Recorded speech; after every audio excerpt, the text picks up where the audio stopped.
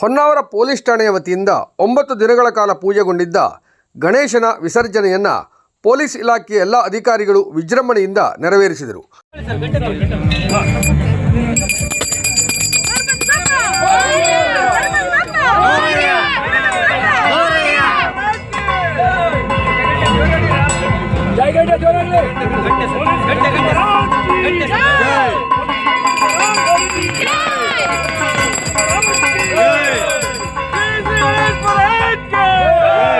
Police ಅಧಿಕಾರಿಗಳು ಅವರ ಕುಟುಂಬದವರು ಸೇರಿ ಪೂಜೆ ಮಾಡಿ ನಂತರ ವಿಸರ್ಜನೆಯಲ್ಲಿ ಪಾಲ್ಗೊಂಡರು.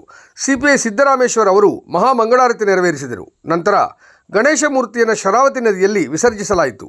ಈ ಸಂದರ್ಭದಲ್ಲಿ PSI Rajashekhar, PSI Mamata, ASI Girish ಹಾಗೂ ಪೊಲೀಸ್ ಸಿಬ್ಬಂದಿಗಳು ಹಾಗೂ ಕುಟುಂಬದವರು ಉಪಸ್ಥಿತರಿದ್ದರು. ಪೊಲೀಸ್ ವಿಸರ್ಜನೆಯ ನಂತರ ಎಲ್ಲರಿಗೂ ಅಚ್ಚುಕಟ್ಟಾಗಿ ಊಟದ ವ್ಯವಸ್ಥೆಯನ್ನು ಕಲ್ಪಿಸಲಾಗಿತ್ತು.